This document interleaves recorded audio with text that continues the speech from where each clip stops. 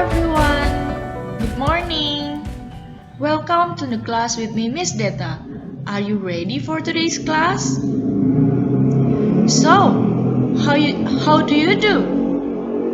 Okay, and I hope you are all in a good condition today. Alright then, without any further ado, now we are going to talk about text recount, or we usually call Recontacts.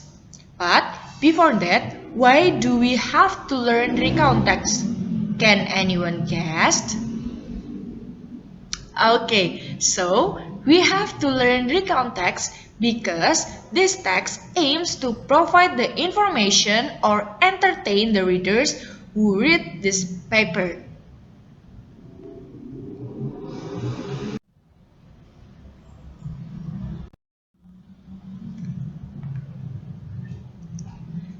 And this is a definition of Recontacts. So, Recontacts is a text which tells about something happened in the past, and it can be happy or it can be sad. After we know about the definition, now I will give you the examples of a Recontacts. Now, this is the example of Recontacts, but this is in a happy situation. As you can see in my screen, there are two examples of happy situation. The picture on the left is about hiking, and the picture in the right is about a holiday in the waterfall. And then next, after talking about the happy experiences, this is the examples of sad situations. In my childhood, I had experienced fell from bicycle and got chased by a dog. If I remember that situation, I feel like I want to cry. Okay, after we know about the example, now we jump to the purpose of the Recontacts.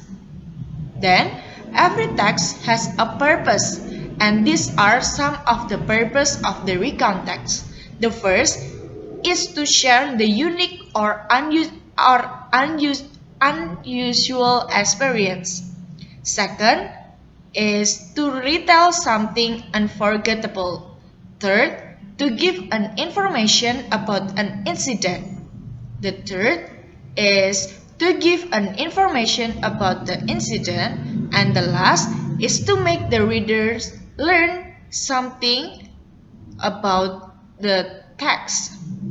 And then next. Okay, now we are going to talk about the type of the Recontacts. In Recontacts, we have four types of Recontacts. The first one is a personal recount. Personal recount telling a person or telling a personal experience. It can be happy or it can be sad. For the example, vacation in Bali or trip to the zoo or watching movie in theater. The second is about factual recount. It presents the events that actually happened. For example, when the news anchor retelling the train accident. The third is biographical recount. It tells someone's life story, and the example is tells the biography of E.R. Soekarno or Kartini. So, the biography that we often read is included in the recount text. And the last is about imaginative recount. This text is tell about imaginative stories based on events that have already happened. For example, let's say you had dream that you tell your dream to other people. It is included in the imaginative recount. Okay guys, so far, do you understand about the purpose and the type of recount text? Feel free for asking ya, don't be shy. Okay, next, we are going to talk about the generic structure of Recontacts. The first one is about orientation. This is introduction of information is about who, where, and when the event occurred. For the example, last week, Adam and his friends spent their holiday in Bali. Second is about events or a series or events in the story. For example, Adam and his friend had lunch together. After that, they played a kite on the beach. Then, Dimas and Adi made a tattoo. Next is about reorientation. It is contains impressions of the event experienced, and the example is they were very happy. Next, we are talking about the language features of Recontacts. The first one is using past tense or verb to. Because it happened in the past, so we have to use verb to. The example is I went to Bali last week. I spent my holiday in Malaysia. We were very happy. The second is using adverb of type. This is used to describe when the incident occurred. For the example, last week, 2 years ago, yesterday, last month, and etc.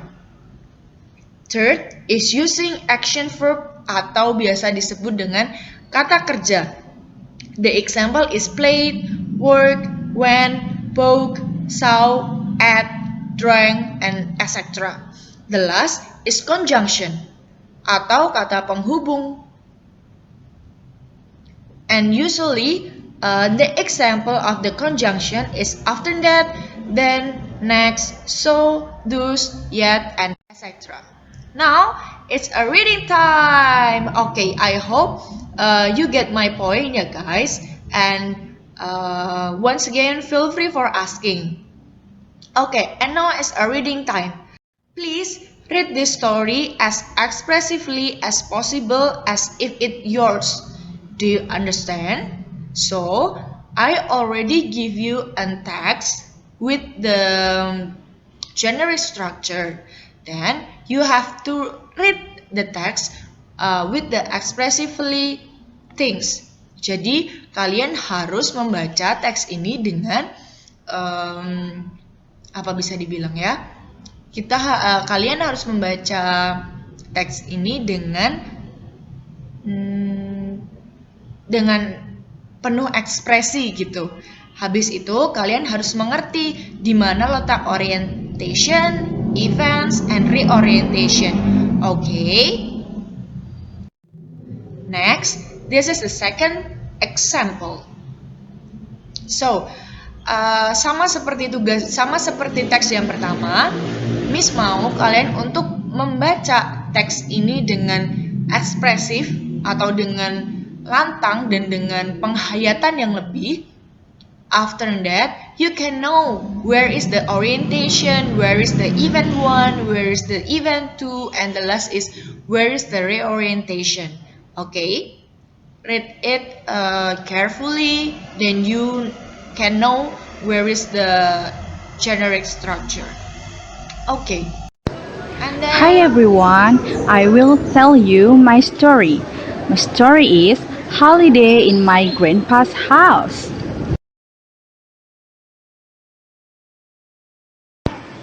Last holiday, I went to Surabaya visiting my grandmother and grandfather. I had to go there because the previous holiday I wasn't there. I missed them so much because I lived with them when I was a child. After graduated from junior high school, I followed my parents living at Jakarta. Since then, I had visited them only at holiday time.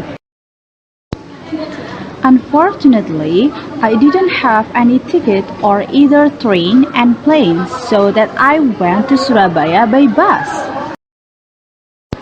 It was so tiring because the traffic was too crowded and stagnant.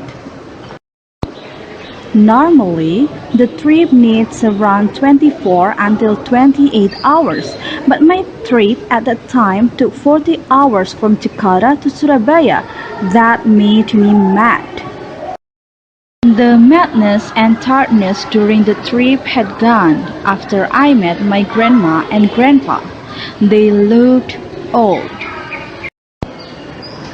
I was so happy knowing them in healthy condition.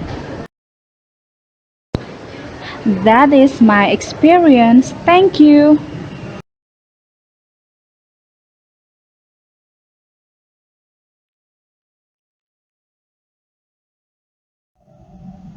And then Miss have a Jatim Park story. And this is a homework for you guys. So, I want you to please read the story about Jatim Park. After that, answer a few questions after this slide. Okay? And please send your work through Google Classroom, and please submit it tomorrow at 11 a.m. Okay? Miss mau kalian membaca dulu teks tentang Jatim Park ini, lalu kalian mengerjakan beberapa soal yang Miss kasih, lalu dikumpulkan ke Google Classroom, lalu batas pengerjaannya hanya sampai pukul 11 pagi. Okay? And this is the questions. The first one is, where is Jatim Park located? Second, how large the Jatim Park touring object? The last, how many facilities does Jatim Park have? And the fourth is, for what do people use Jatim Park, like that. So you only have to answer 4 questions, okay?